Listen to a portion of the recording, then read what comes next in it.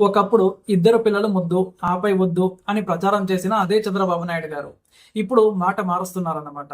ప్రతి కుటుంబంలో కనీసం ముగ్గురు పిల్లలు ఉండాల్సిందేనని, లేదు అంటే అది మన ఉనికికే ప్రమాదమని హెచ్చరిస్తూ ఉన్నారు.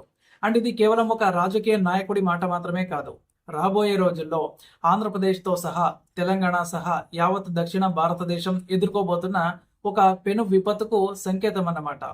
మనం జనాభా పెరిగిపోతోంది అని భయపడుతూ ఉంటే బాబు గారు మాత్రం జనాభా తగ్గిపోతోంది అని ఎందుకు ఆందోళన చెందుతూ ఉన్నారు? దీని వెనుక ఉన్న అసలు రహస్యం ఏంటి అంటే 2026లో జరగబోయే నియోజకవర్గాల పునర్విభజనలో దక్షిణాది రాష్ట్రాలు తమ పట్టు కోల్పోనున్నాయి. మన పిల్లల భవిష్యత్తు ఇప్పుడు ప్రమాదంలో ఉంది. అసలు ఈ ముగ్గురు పిల్లల వెనుక ఉన్న రాజకీయ, ఆర్థిక మరియు సామాజిక కుట్రలు ఏంటి? Let's get in to the details. ఒక్క క్షణం ఆలోచించండి. మన చుట్టూ ఉన్న గ్రామాలు, పట్టణాల్లో ఒకప్పుడు పిల్లల కేరింతలు వినిపించేవి. కానీ ఇప్పుడు ఆ పరిస్థితి పూర్తిగా మారిపోయింది. స్కూళ్లలో అడ్మిషన్లు తగ్గుతూ ఉన్నాయి అండ్ వృద్ధాశ్రమాలు పెరుగుతూ ఉన్నాయి. సో ఆంధ్రప్రదేశ్ ముఖ్యమంత్రి చంద్రబాబు నాయుడు గారు చేసిన ఈ ప్రతిపాదన వినడానికి కాస్త వింతగా అనిపించిన దాని మూలాలు మాత్రం చాలా లోతుగా ఉన్నాయి. మనం ఇప్పుడు ఒక నిశ్శబ్ద సంక్షోభంలో ఉన్నాం. దీనికి కారణం డెమోగ్రాఫిక్ డిజాస్టర్, అంటే జనాభా సమతుల్యత దెబ్బతినడం అన్నమాట. చంద్రబాబు గారు ఒక విజనరీగా ఎప్పుడో పేరు తెచ్చుకున్నారు. అండ్ 90వ దశకంలో జనాభా నియంత్రణ కోసం కఠినమైన రూల్స్ తీసుకొచ్చిన వ్యక్తి కూడా ఆయనే. ఇద్దరు కంటే ఎక్కువ పిల్లలు ఉంటే స్థానిక సంస్థల ఎన్నికల్లో పోటీ చేయకూడదు అనే చట్టాన్ని తీసుకొచ్చింది కూడా ఆయనే. మరి అదే వ్యక్తి ఇప్పుడు ఆ చట్టాన్ని రద్దు చేసి ఎక్కువ మంది పిల్లలు ఉన్న వాళ్ళకే ప్రోత్సాహకాలు ఇస్తామని ఎందుకంటున్నారు? దీనికి సమాధానం కేవలం ఓట్లలో లేదు, అది మన ఉనికిలో ఉంది. అసలు ఆంధ్రప్రదేశ్లో ఏం జరుగుతోంది? గణాంకాలు చూస్తే మీ కళ్ళు బయర్లు కమ్మడం ఖాయం. ఒక రాష్ట్రం లేదా దేశం తన జనాభాను స్థిరంగా ఉంచుకోవాలి అంటే టోటల్ ఫెర్టిలిటీ రేట్ అంటే TFR కనీసం 2.1 ఉండాలి. అంటే సగటున ఒక మహిళకు ఇద్దరు కంటే ఎక్కువ మంది పిల్లలు పుట్టాలి. కానీ ఆంధ్రప్రదేశ్లో ఈ రేటు ఇప్పుడు కేవలం 1.5 నుండి 1.7 మధ్యలో ఊగిసలాడుతోంది. అంటే మన జనాభా పెరగడం లేదు, బదులుగా తరుగుతోంది. సో ఇది జపాన్, చైనా వంటి దేశాల్లో కనిపిస్తున్న ఏజింగ్ పాపులేషన్ సమస్యకు దారితీస్తోంది. కాబట్టి యువత తగ్గిపోయి వృద్ధులు పెరిగితే ఆ సమాజం ఆర్థికంగా కుప్పకూలిపోతుంది. ఎందుకంటే పనిచేసే చేతులు లేకపోతే ఆ రాష్ట్రాన్ని ఎవరు నడిపిస్తారు? పన్నులు ఎవరు కడతారు? సంక్షేమ పథకాలకు డబ్బులు ఎక్కడి నుంచి వస్తాయి? ఇది చంద్రబాబు నాయుడు గారు చూస్తున్న అతిపెద్ద ఆర్థిక విపత్తు అన్నమాట. కానీ ఈ కథలో అంతకంటే భయంకరమైన ఇంకొక కోణం ఉంది. అది రాజకీయ అధికారం. అంటే ఇండియాలో పార్లమెంటు సీట్ల పంపిణీ జనాభా ప్రాతిపదికన జరుగుతుంది. ఇప్పుడు 1971 జనాభా లెక్కల ప్రకారం ప్రస్తుతం మనకు సీట్లు ఉన్నాయి. కానీ 2026 తర్వాత ఈ సీట్ల సంఖ్యను పెంచబోతూ ఉన్నారు. దీనినే డీలిమిటేషన్ లేదా నియోజకవర్గాల పునర్విభజన అంటారు. ఇక్కడే అసలు చికొచ్చి పడింది. ఉత్తరాది రాష్ట్రాలైన ఉత్తరప్రదేశ్, బీహార్ వంటి చోట్ల జనాభా నియంత్రణ సరిగ్గా అమలు కాలేదు. అక్కడ జనాభా విపరీతంగా పెరిగింది. అండ్ మరోవైపు దక్షిణాది రాష్ట్రాలు కేంద్రం మాట విని క్రమశిక్షణతో జనాభాను తగ్గించుకున్నాయి. ఇప్పుడు జనాభా లెక్కల ప్రకారం సీట్లు పెంచితే ఉత్తరాది రాష్ట్రాలకు ఎంపీ సీట్లు భారీగా పెరుగుతాయి. దక్షిణాది రాష్ట్రాలకు మాత్రం ఉన్న సీట్లు తగ్గిపోయే ప్రమాదం ఉంది, లేదా పెరిగినా కూడా అవి ఉత్తరాది కంటే చాలా తక్కువగా ఉంటాయి. సో ఒకసారి ఊహించుకోండి, పార్లమెంట్లో ఉత్తరప్రదేశ్ ఒక్కటే 140 సీట్ల కంటే ఎక్కువ మంది ఎంపీలను పంపిస్తే ఆంధ్రప్రదేశ్, తెలంగాణ, తమిళనాడు లాంటి రాష్ట్రాల మాట ఎవడు వింటాడు? మన నీళ్లు, మన నిధులు, మన భాష, వీటిపై నిర్ణయాలు తీసుకునే శక్తిని మనం ఖచ్చితంగా కోల్పోవాల్సిందే. అంటే జనాభాను నియంత్రించి తప్పు చేశామా, లేక అభివృద్ధి చెందినందుకు మనకు శిక్ష పడుతుందా? చంద్రబాబు నాయుడు గారి భయం ఇదే. అందుకే ఆయన డెమోగ్రాఫిక్ మేనేజ్మెంట్ అనే ఒక కొత్త సిద్ధాంతాన్ని తెరపైకి తెచ్చారు. మనం ఇప్పుడే జనాభాను పెంచుకోకపోతే భవిష్యత్తులో మన రాజకీయ గళం నొక్కివేతకు గురవుతుంది.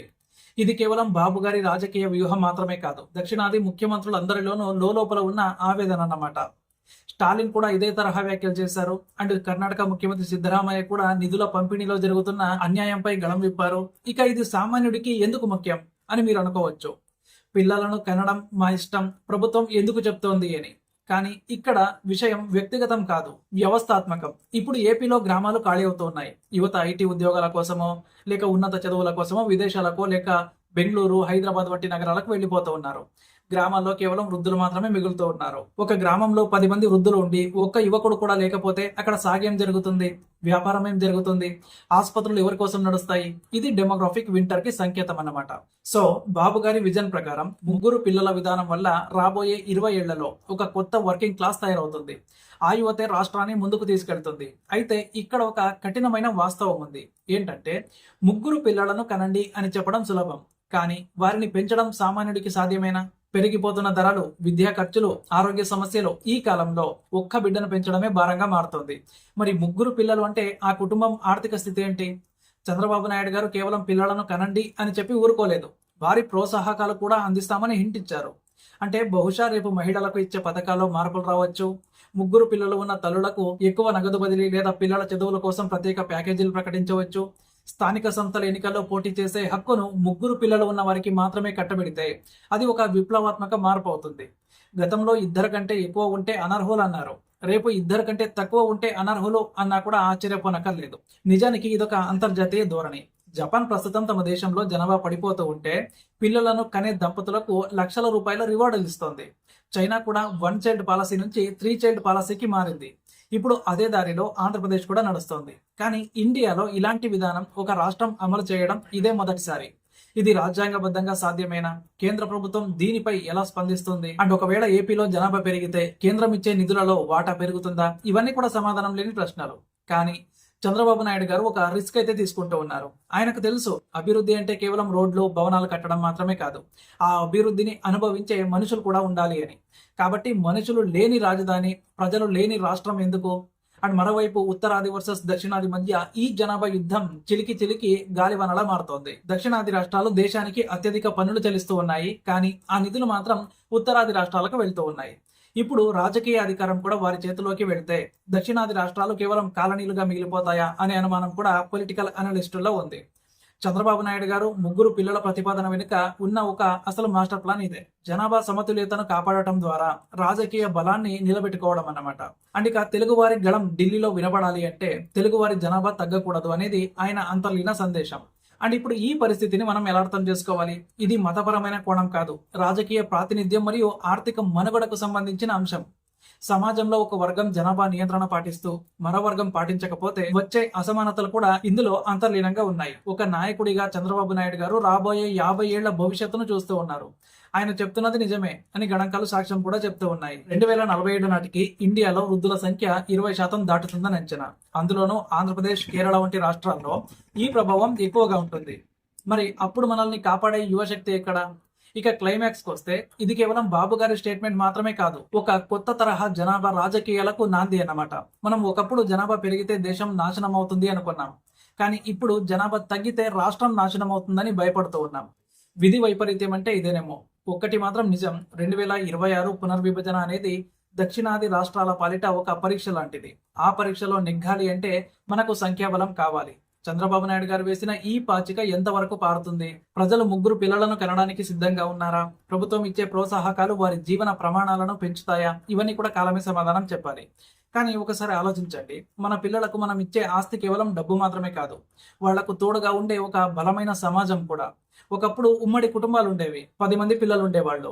ఆ తర్వాత అది 4, 2, ఇప్పుడు 1కే పరిమితం అయిపోయింది. ఇప్పుడు మళ్ళీ వెనక్కి వెళ్లాల్సిన సమయం వచ్చిందా? చంద్రబాబు నాయుడు గారు పిలుపుకు ప్రజల స్పందన ఎలా ఉంటుంది అనేది పక్కన పెడితే ఆయన లేవనెత్తిన అంశం మాత్రం అత్యంత గంభీరమైంది. ఇది ఆంధ్రప్రదేశ్ రాజకీయ ముఖ చిత్రాన్ని మాత్రమే కాదు, దక్షిణాది ఉనికిని మార్చే అంశం. మరి మీరేమంటారు?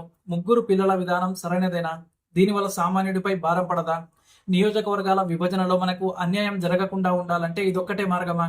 మీ అభిప్రాయాన్ని ఖచ్చితంగా కామెంట్స్ రూపంలో తెలియజేయండి. అలాగే మన ఛానల్ను సబ్స్క్రైబ్ చేసుకొని పెట్టుకోండి.